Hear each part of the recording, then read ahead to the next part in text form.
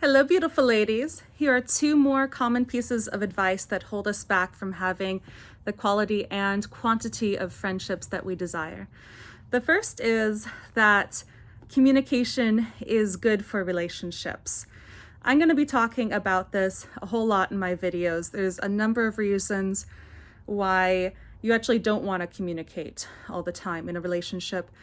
But the way I'm going to talk about right now is that oftentimes we will tell all of our stories, talk all about how our day was to our partner, and use them in place of a female friend when we need to remember to still talk to our female friends all the time, and not just use our partners in place of female friendship.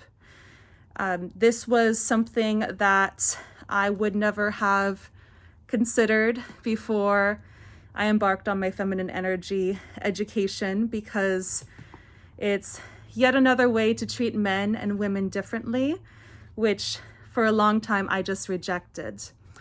But if you want a partner and you also want friends, those need to be separate things.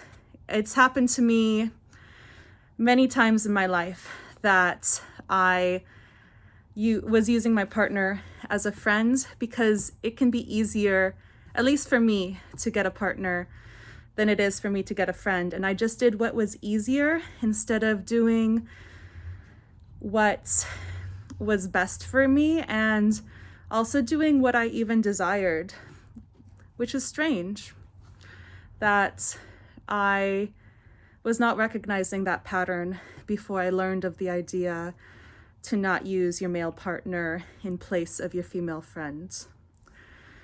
The second way is also something that I'm sure you think is very healthy, but the other way is to process your feelings through journaling. Now, I'm someone who has been alone a whole lot, felt like I had no one I can talk to about all my big feelings a whole lot. And I have journaled so much. I have filled up so many blank books with my words. And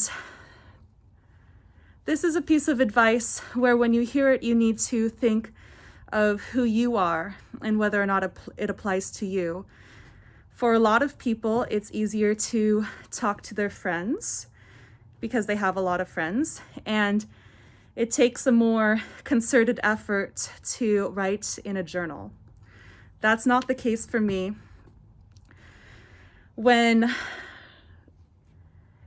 I want to write, I do need to remember to sometimes talk about my feelings with friends. Now, I do also appreciate the modern idea that oversharing is bad, which is not something that I heard of when I was a teenager. And definitely in being alone and having poor success in friendships, when I did have someone to talk to, I certainly overshared. But all the same, I didn't have anyone that I regularly talked to about my feelings. So I'm trying to find the middle road where I'm not oversharing like I used to, and I'm also being sure to talk to my friends about my feelings sometimes. A lot of what I talked about to my friends when I was oversharing was what is called trauma dumping now. Another word that is really handy for me to know now. And it was me describing a lot of terrible things that would happen to me in the past. But the things that I didn't talk about were the troubles I was having in the present.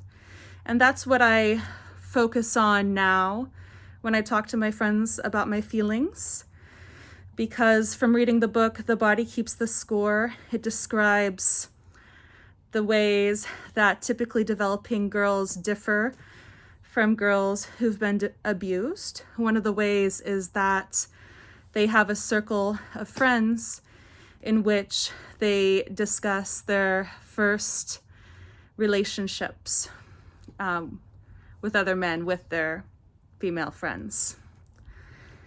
And I didn't do that. I never really talked about the trouble I was having with my partners when I was younger.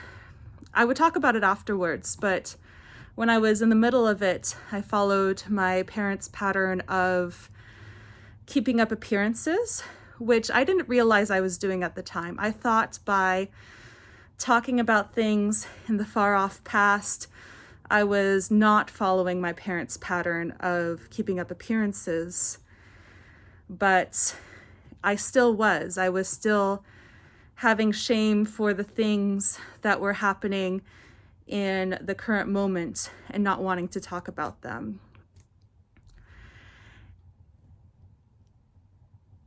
I hope that these are helpful for you. Please like and subscribe. I have a whole lot more to tell you about feminine energy, PTSD, etc. Have a great day. Bye.